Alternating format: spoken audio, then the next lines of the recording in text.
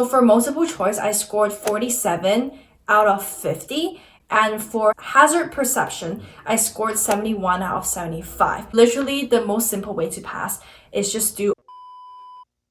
There is one question that always gets me is that like, one thing the VLA likes to do is they trick students with how they word the questions. So one example I saw online is that 1, 2, 3, let's go!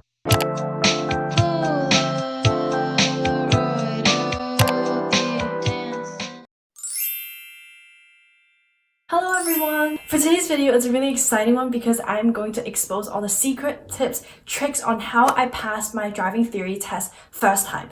It is hard, but there are ways of making it easier that can give you a pass. So basically, I'm going to share the things I've learned, the things I just didn't know until I went through this whole experience, and I just want to help you all. And if you want to get a driver's license, then this is a video for you to watch. There's two parts of the test. One is multiple choice, which is the theory exam, and the second one is a hazard perception, which is a visual test. So you basically use your mouse and click on the screen whenever you see a potential hazard. Okay, so the first thing is obviously find a program that you can practice your theory test question. Basically, normally a driving school have their own free online theory practice questions bank for you to use, because for me personally, my driving school has their own website and there's like all the official DVLA driving test question bank on it. But if your driving school doesn't have that, then you can always buy the DVLA official question bank and mock test and everything. It comes in like a package and it's like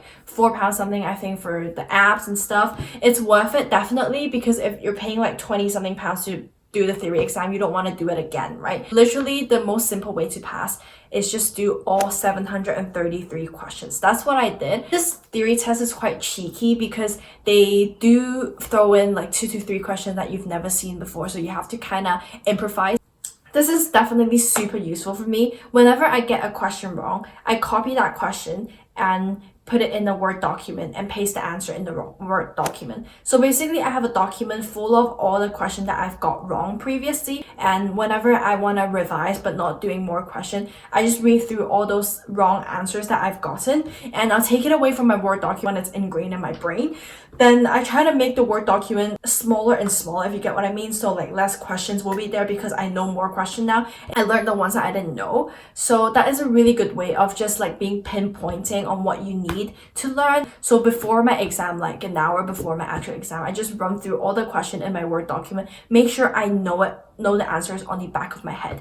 Because, okay, one more thing, if you didn't know, the driving theory test is a multiple choice exam, so it's definitely a lot easier since you don't really need to memorize the answer. What I do sometimes is read through all the answers. There's 4 possible answers that you can pick from, and pick the one that you seem familiar, because if you run through all the questions, you have seen all the possible answers, and the answer is always right, so it will always be in one of the 4 choices. They might change the other 3 choices, but when you see like a familiar wording and thing, then press that one because it's probably the answer that you've gotten correct and you have seen before. So that's another trick that I used to do. One other way is just to read through all 4 choices that you get and pick the most logical one, because sometimes there is one question that always gets me is that like, when should you be on the right hand lane on a motorway? I always put to overtake, but the answer is to overtake and right turn. And that is because I didn't read all of the 4 possible choices, because to overtake is the right answer, but to overtake and turn right is also the right answer. So therefore, you have to read all 4 of the choices before you make your decision. Don't rush it. Take your time. Linking to taking your time, you have to use the available time in your test wisely, because your exam is an hour long, the test. But I normally finish my 50 questions. So basically there's 50 questions in your driving theory test. I normally finish it within 20 minutes.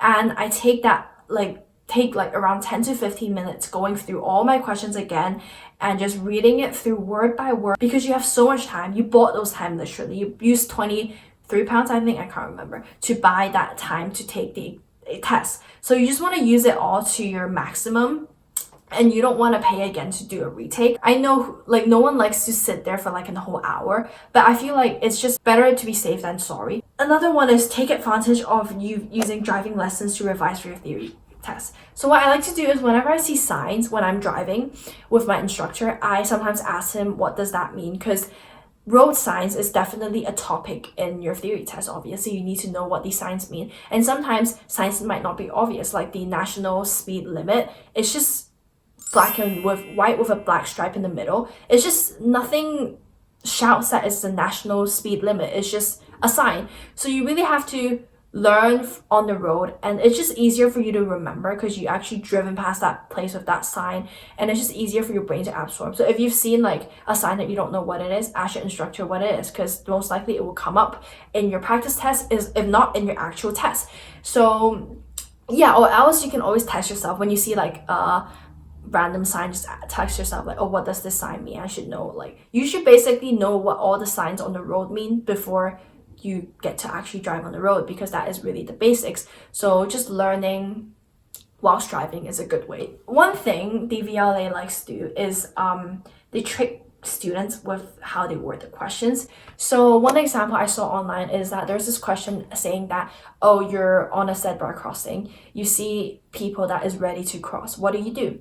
So the first initial thought is, of course, stop and let them cross, because it's a zebra crossing and you're supposed to let passenger cross because they have priority. But the wording of the question is that you're on it already. So the most safe thing is just drive through. You can't just stop in the middle of the crossing and let the people pass, because you're literally on the crossing. So yeah, like if it's like you're approaching a zebra crossing, then it's stop and wait. But if you're on it, then you drive past. So literally small things like that can change the whole meaning of the question. You really have to read the question carefully. So that's what I'm talking about, that you have to spend at least, because you definitely will finish the test before an hour, but you have to spend the rest of the time just reading through every single question. It's like an English literature exam. You have to just pick out the words and analyze, like, what are they actually trying to convey and what are you actually doing on the road. Also, there are 2 free mock tests that is available on the DVLA website for you to do. You should do it when you feel super prepared, and that can actually just give you a heads up on if you will pass or not. If you fail that mock test, then you know that you have to do way more revision and you're not prepared yet. But if you pass both of the mock tests, then I'm pretty sure 90% chance that you'll pass the real one as well. Last thing is the other section of the driving theory test, which is a hazard perception test. I'm so sorry, I didn't really explain the test really well, but I'm just assuming that you all know the standard general thing when you're watching this video. The only tip I can give you with the hazard perception, because it's just within you, if you have quick reaction time, then you would do better. But if you don't, do more practice. And the only thing I recommend you to do during the test, which is a tip, is that press on every hazard you think is a hazard. You won't immediately know if you got it right or not. You will know until you see your score. But just press on everything. So if you see like a person walking by the street, just press on it, because the person might walk out of the street. Don't press on it when you see it stepping out of the street, because that's when you only get like 2 to 1 point, which doesn't give you a high score.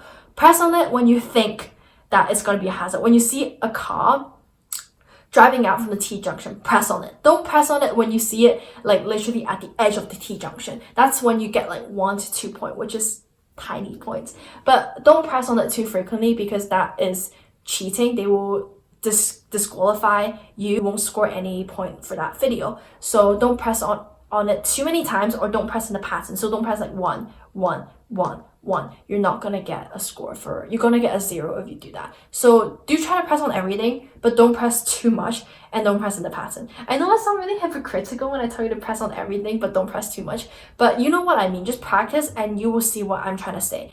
Oh, also one more thing that I just remember on top of my head. Look at the windows and mirrors. So if you are doing a hazard perception test and you watch the video in the view of a driver, so you see the road as if you're driving the car, and if you pass by like storefront mirrors or like reflective surfaces, keep your eye on it, because those are like the sneaky ones they put in. They normally put a car like super far away and coming across you, so you're going straight and there might be a car coming here, and that's a hazard, right? But you wouldn't know until like the car reaches the end of the road, but then like you will see it in the reflection. That is when you get 5 points. If you press on the reflection, no, yeah, you press on the screen when you see a reflection of a car and it actually coming out of the road, then you will get a 5 marker for that. So just, if there is reflective surfaces, keep an eye on that, because that is one of the ways to get those tricky points. I think that's about it. I have passed my, what does it say?